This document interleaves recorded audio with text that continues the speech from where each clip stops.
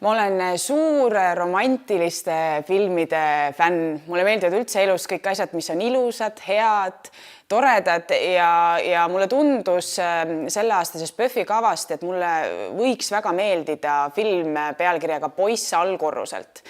Sellepärast, et seal on olemas mingid sellised teatavad märgid, teatavad sellised nüansid, mis kõik kokku peaksid mulle selle filmi väga meeldivaks tegema. Esiteks on selline armastusfilm, romantiline film, teiseks tegevustik toimub New Yorgis. New York on üks mu selline unistuste linn, kus ma võiksin vabalt elada.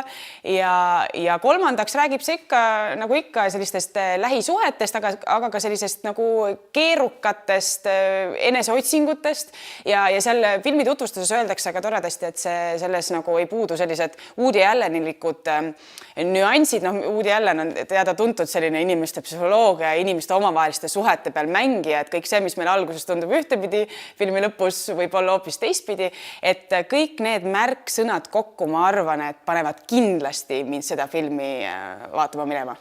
Ja minu elus on siis praegu selline tore etapp, kus mul on väike laps peres, mis tähendab seda, et minu sellised kõige intensiivsemad ja tihedamad kinokülastused päädivad ikkagi lastefilmidega ja selle PÖFFi ajal ei saa ma ära unustada kindlasti ka oma väikest Pauli, kellega ma valisin välja vaatama minna sellist väikest kogumikku Eesti toredatest nostalgilistest animefilmidest. Retro Kuld on siis selle komplekti nimi. See koosneb siis vist, kas ta oli 4 erinevast lühimultifilmist, 60 minutit neid toredaid multifilme on.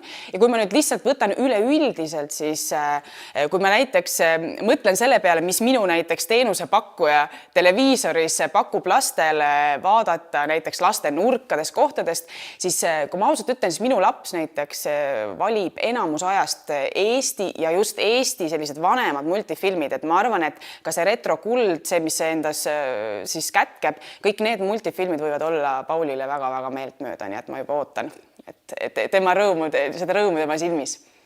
Eelnevatel aastatel olen ma nagu enda sees tundnud enne PÖFFi ja PÖFFi alguses sellist kerget ebalust või mõtet, et mul elus praegu on selline periood võib-olla, et ma ei tahagi võib-olla nii raskeid filme või nii selliseid keerulisi teemasid praegu käsitleda, sest et kui ma lähen ikkagi mingit filmi vaatama, teatrietendust, ka kontserti, siis tegelikult see materjal, mida ma seal tarbin, see kõik nagu minu sees kuidagi nagu resoneerub ja kui ma tunnen, et ma olen valmis millegi raskema jaoks, siis ma olen, aga kui ma tunnen, et ma ei ole, siis ma vahel võib-olla nagu lihtsalt ei lähe mõnele teatrietendusele või ei lähe mõnda filmi vaatama, mis tundub selleks hetkeks liiga raske. Aga ma arvan, et kõik, kes tegelikult on PÖFFi sõbrad ja PÖFFil käinud, teavad, et PÖFF on nii mitmetahuline.